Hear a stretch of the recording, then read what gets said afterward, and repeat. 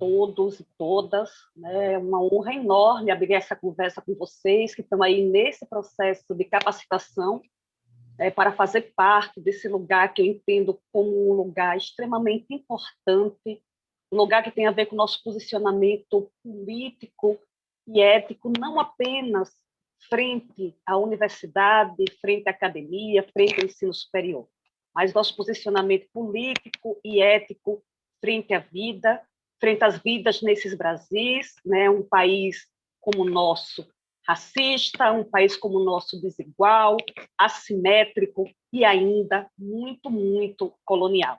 Então, quero começar dizendo, né, da importância desse curso, da importância dessas trocas, dessas partilhas, desses diálogos, né, no enfrentamento do que, para mim, é uma questão central hoje, para que a gente possa compreender o que eu tenho chamado das vicissitudes que atravessam os diferentes Brasis, da região do extremo norte ao extremo sul, né, que é entender, né, a racialidade ou as racialidades brasileiras, e principalmente a racialidade negra ou negras, como espinha dorsal de muitas questões que estão aí.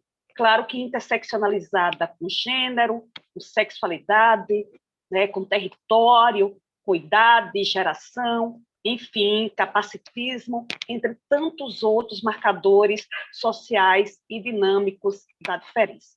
Então, é com essa força, né, essa motivação que eu venho fazer aqui, né, um pouco, né, de uma partilha, né, de algumas questões que têm atravessado muito a minha vida como professora da UFRJ, professora da UFRJ do campus de Macaé, do curso de Medicina, professora do programa de pós-graduação em Linguística Aplicada, que funciona na Letras, na UFRJ Fundão, e professora também do mestrado em Relações Étnico-Raciais, que funciona no Cefet Maracanã.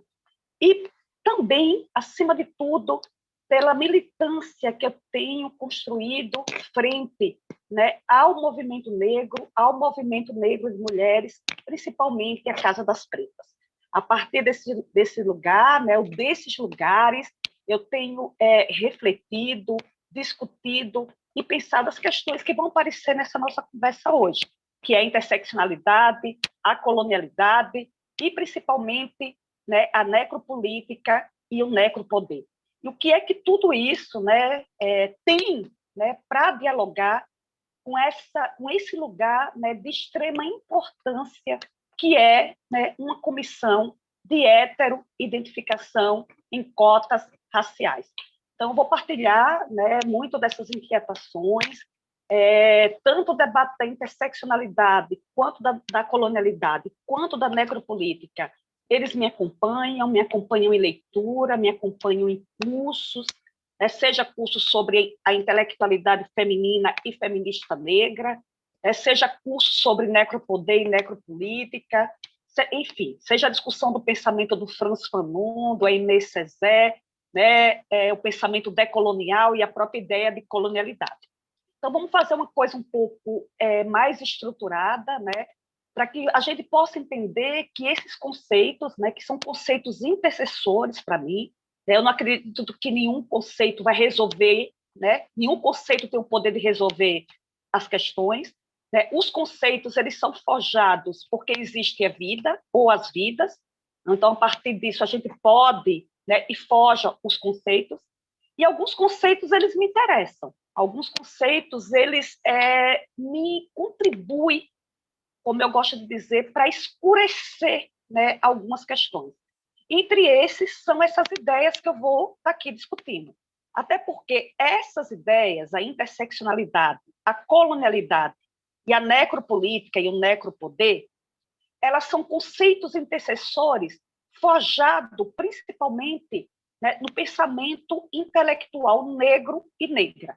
Então, eu vou pontuar cada um, né, brevemente, para que vocês possam entender, antes de tudo, como esses conceitos eles podem ser e são ferramentas potentes para que vocês desenvolvam na comissão de heteroidentificação um trabalho transparente, implicado, ética ético e politicamente, realmente, uma universidade que possa ser um dia mais justa e mais igualitária. Então, vamos começar pela interseccionalidade. Né? A interseccionalidade, como eu gosto de dizer, é uma ideia, é um conceito intercessor, é uma ferramenta, né, negra. Emergiu, nasceu, se forjou, foi parida pela força da intelectualidade negra, principalmente o pensamento e militância de mulheres negras. Muito antes dessa palavra aparecer, né, a gente tem um texto de 1977 chamado A Coletiva do Rio com Barry, que é um texto, né, produzido por uma coletiva de mulheres estadunidenses negras, sua grande maioria mulheres negras e lésbicas, onde essas mulheres já falavam ali sobre os diferentes eixos de opressão que atravessam as experiências das mulheres e as experiências das mulheres negras principalmente. Que eixos de opressão são esses? Né? O próprio eixo racial, né?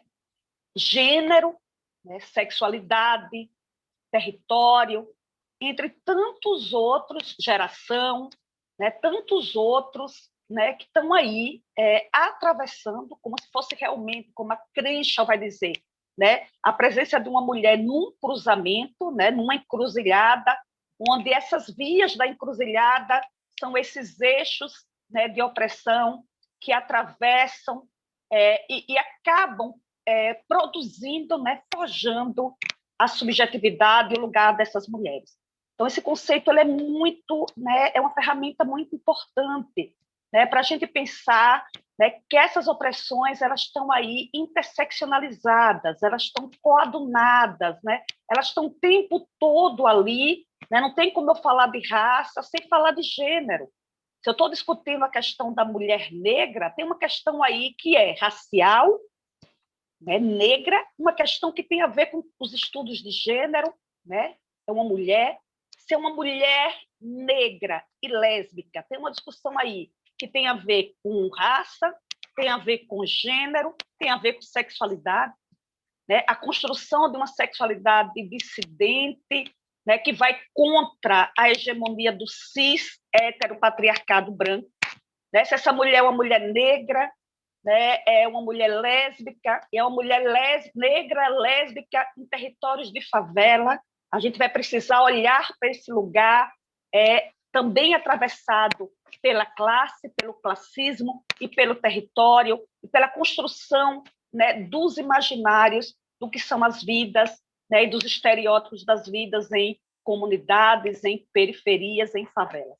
Então, essa ferramenta ela é muito importante, mas ela não é um somatório, né? Foram as mulheres negras, né? Toda mulher negra, né? Você pega a Angela Davis, mulher, raça e classe, né? Você pega a Patrícia Hill Collins, né? Nós pegamos as intelectuais brasileiras como Lélia Gonzalez, né? Com seu grande texto Racismo e Sexismo. Pegamos a Sueli Carneiro, que o tempo todo também está discutindo racismo e sexismo. Pegamos a Grada Quilomba, agora recentemente, né, que vai trazer essa ideia de racismo genderizado, né, para mostrar que toda escrita, todo pensamento, né, toda posição, toda atuação, né, de uma mulher negra, ela já é uma atuação interseccional. Ali já está a escrita, o pensamento de uma mulher e de uma negra, e de uma mulher negra. Mínimo isso. Então, essa ferramenta também se tornou um modismo, de alguma maneira, né? Ela extrapolou, né, os estudos feministas, ela invadiu, ocupou, na verdade, passou a ocupar outros territórios, a sociologia, a antropologia, mas a gente não pode esquecer, né, de dizer que ela é um conceito forjado pela intelectualidade negra.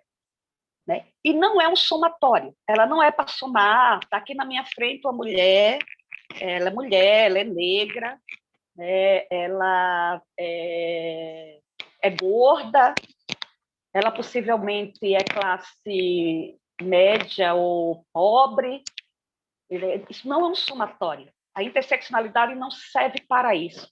Ela serve para fazer ver e dizer em que momento um eixo de opressão pode ser mais visível que o outro.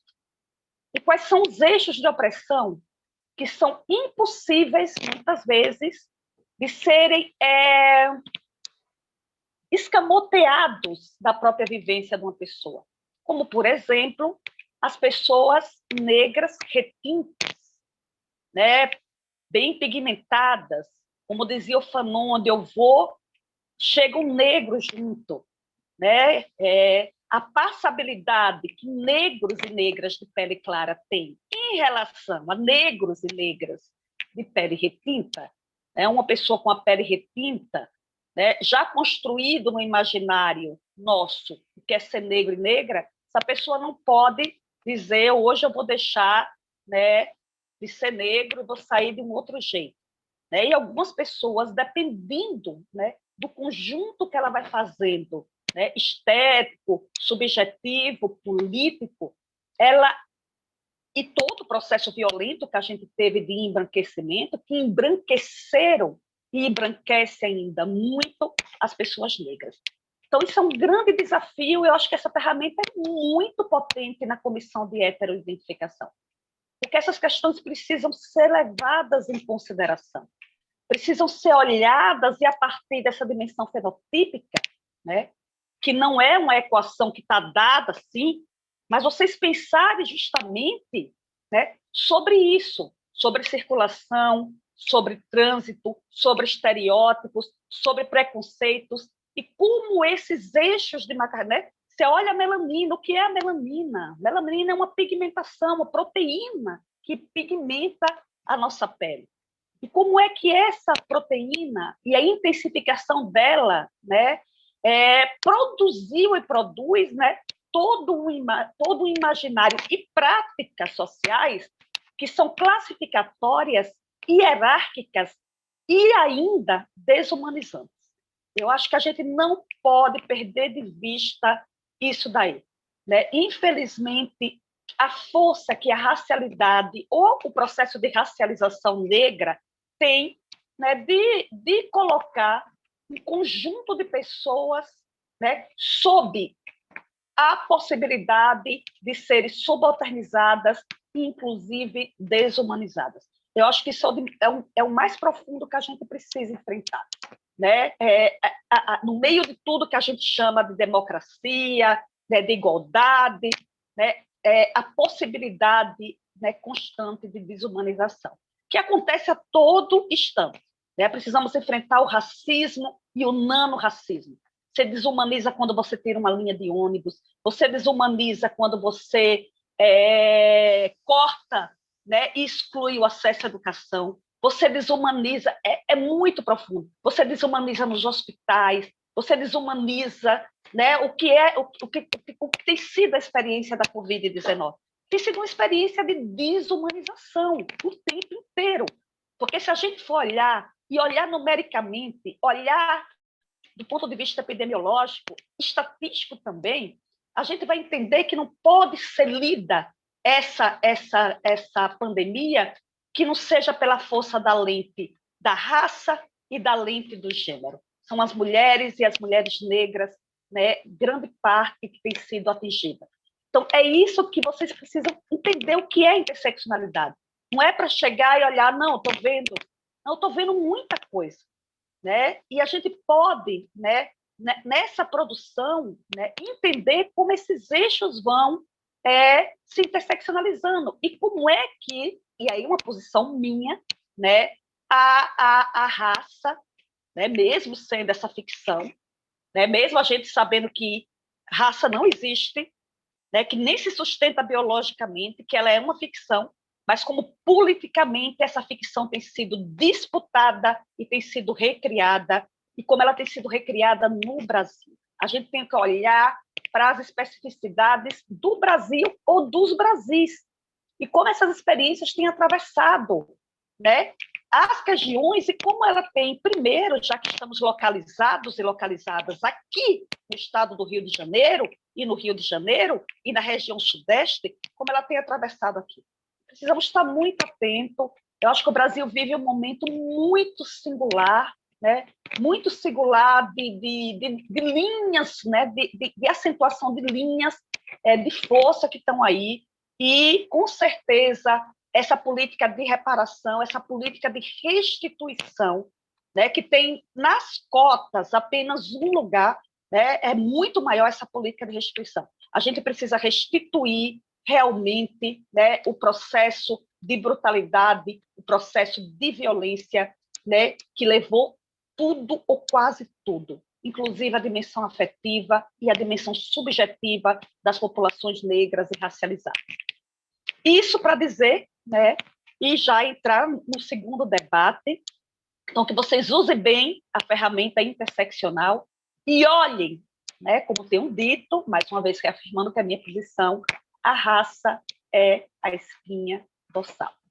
Isso para a gente juntar no segundo debate, que é esse debate da colonialidade, né, que eu também tenho feito, tenho desenvolvido, pensado, e que a gente precisa entender, né, porque somos coloniais, o que é isso. E aí eu vou me permitir lembrar agora rapidamente do Ailton Krenak, dizendo um texto chamado Do Tempo, né, que ele diz que, né, se não for para convidar ele para discutir e enfrentar a colonialidade, ele nem vai. Porque não passa ele diz alguma coisa assim, não passa de uma mera brincadeira. E eu não estou aqui para brincadeira. A gente precisa enfrentar o que é que esse país tem de colonial, o que é que esse país tem de colonialidade, o que é que esse país tem de trauma ainda, de trauma histórico, de trauma coletivo, de trauma subjetivo. Né? O que é que esse país tem de uma história mal enterrada, de um passado mal enterrado, de um passado que assombra. Né? E o que é colonialidade? Né? O que é dizer isso? A gente não é mais colônia, mas o que é dizer que a colonialidade persiste? É dizer que nosso país funciona pela categorização, funciona pela hierarquização e funciona pela subjugação. E a categorização, a hierarquização e a subjugação, elas têm como substrato a racialidade e a racialização de povos, comunidades e grupos. A racialização dos grupos pretos, negros, pobres, né, principalmente esses daí. Né? Então, vou dar exemplo de coisas. Então, a colonialidade está na nossa arquitetura, nos elevadores de serviço, nos quartinhos de empregada, né? Em todos os... todas as pessoas que ficam nas portas de loja, onde já existe um treinamento de um padrão específico de pessoas que devem ser seguidas, porque são potenciais ladrões ou ladras. Isso é uma colonialidade, né? Que em determinados lugares as pessoas não circulam, que as pessoas têm que estar em guetos, né, confinadas em seus lugares, uma cidade que é estilhaçada, né, o tempo todo, né, com novas formas de apartheid, né, são produzidas a todo instante formas de apartheid. Isso é muito colonial.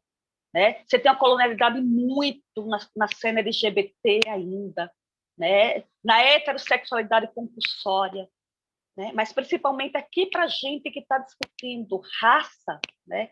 E tem que pensar isso, né? Essa reencenação colonial atinge o tempo todo negros e negras, profundamente. Talvez, né, indicando coisas que vocês querem, porque também vou indicar textos, né, porque esse é um processo mesmo de formação, isso é um curso, né, de formação, né? Seria muito interessante.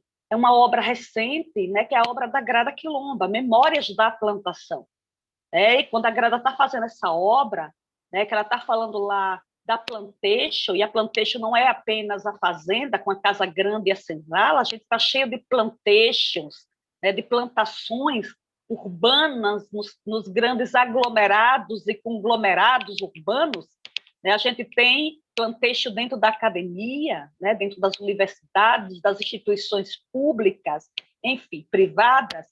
Então, ela é um livro, uma obra muito interessante, que ela vai colocando muito, né, a força da colonialidade nessa reencenação, com coisas muito simples, né? Quando você pergunta, por exemplo, a uma mulher negra, é bom dar exemplo, né? Você pergunta a uma mulher negra com cabelo trançado, ou que tem dread no cabelo, né? Se ela lava o cabelo ou como ela lava o cabelo.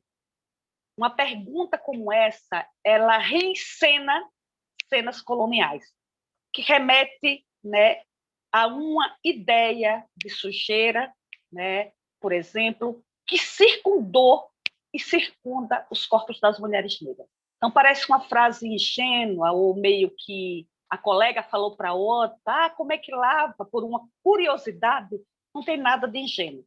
Não tem nada na linguagem que seja ingênuo, não tem nada na linguagem o tempo todo performativa, o tempo todo ela, né, performa essas violências. A linguagem é a própria violência, muitas vezes. Então, por isso eu estou chamando a atenção para a sutileza das violências. Olha só um exemplo como esse. Quantas histórias de cabelo a gente não tem? Quantas histórias de cabelo no ambiente de trabalho a gente não tem? Quantas histórias da hipersexualização dos corpos das mulheres negras, que também é outro. A dimensão da reencenação colonial, uma sexualidade voraz, né? De uma sexualidade exuberante. A própria palavra exótica para definir, né? A ideia de tudo isso é a força da colonialidade aí. E as histórias, né? Quem convive, quem milita, quem é negro e negra aqui, nas suas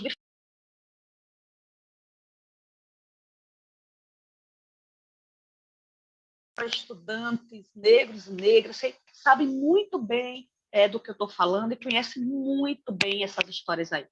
Eu acho que a gente precisa, né, antes de tudo, construir um outro mundo e uma outra sociedade. A heteroidentificação ela é uma ferramenta. Nós precisamos de muitas outras, mas ela é uma ferramenta muito importante que a gente precisa construir. Porque eu estou falando justamente disso, de circulação, né, de como passam, do que é construído.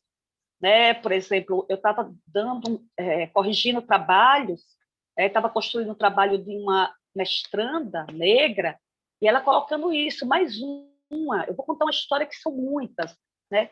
Filha de empregada doméstica, né? Que saiu, como dizia Lélia Gonzalez, que, né, burlou, ou como diz Conceição Evaristo também, nossa grande escritora, saiu daquilo que estava preparado antecipadamente para ela, que é o maior exemplo de colonialidade, é isso, as famílias domésticas. Conceição Evaristo fala muito sobre isso. Conceição Evaristo, eu espero que quem não conhece aí no curso se interesse por conhecer e por ler, né? Essa grande escritora negra brasileira vem de uma família, né, de exímias empregadas domésticas, exímias, né? Uma cozinhava bem, a outra limpava bem, a outra lavava bem a roupa. A própria mãe da Conceição Evaristo foi lavadeira, né? E estava preparado para ela ser isso também. Né? E essa menina hoje no trabalho, essa estudante que eu li, ela falava isso. Esperavam que eu fosse empregada dos netos que a minha mãe era empregada. Mas hoje eu faço mestrado. Isso para mim diz muita coisa, gente. E não é nada em ser empregada doméstica, né? É inclusive um trabalho como todo outro qualquer. Essa não é a questão. A questão é um imaginário que antecede, subjuga e tenta condenar corpos e subjetividades negras. Isso é a força do colonial. Então, eu quero que vocês entendam bem, né, esse lugar, né, que a gente tem, né, a partir da possibilidade de identificar, né, e entender a complexidade, né, desse racismo brasileiro, que talvez eu possa dizer a vocês que não é o racismo americano, que não é o racismo de uma gota de sangue. É um racismo cruel, é um racismo perverso, é um racismo cheio de armadilhas cotidianas. Então, a gente precisa enfrentar isso e entender realmente o que significa enegrecer, né, uma universidade, o que significa realmente a gente entender que ela é pública, que tem realmente, olha o que foi agora essa necroeducação, agora, né, durante, né, porque o curso também vai ser no momento ainda pandêmico, né, o que foi a necroeducação nessa pandemia. As escolas privadas não deixaram de funcionar. As escolas públicas estão até hoje, em sua grande maioria, sem funcionar. O que significa isso? O nome disso se chama necroeducação. Tem uma violência enorme. Como é que eu posso falar que tem algo igual? Onde tem algo igual? Né? Palavra muito cara, essa de igualdade. Né? A gente precisa entender essas assimetrias e essas desigualdades. Então, a colonialidade, né, precisamos enfrentar isso. Somos coloniais, reencenamos a colonialidade. Precisamos enfrentar isso daí através de várias ferramentas, entre estas, na minha interpretação e na minha posição, também, né, construir, né, isso, e assegurar, né, as políticas de ações afirmativas no espaço da universidade. Por último, e nem tanto por último, trazer também essa ideia do necropoder e da necropolítica, que eu também venho trabalhando, né, que também é uma ideia muito trabalhada por um pensador negro, camaronês, hoje está na África do Sul, o Achille, né, Mbembe, ou Achille Mbembe, como queiram chamar, né, que tem ajudado muito a pensar as formas de poder ou de saber poder em lugares, né, que foram marcados pelo colonialismo, pela colonialidade, que é, por exemplo, o Brasil, né, a América Latina, as Áfricas, né, a Índia, enfim, tem uma série de lugares no mundo, né, onde a força do processo colonial e da colonização foi muito grande. Né? E esse movimento de força, né, colonial aqui, né, num país como o nosso, sempre, né, possibilitou e legitimou o extermínio. Infelizmente, exterminar não é de agora nesse país. Exterminar é de 521 anos. Exterminar é com a chegada aqui e o extermínio das populações indígenas que estavam nesse lugar aqui.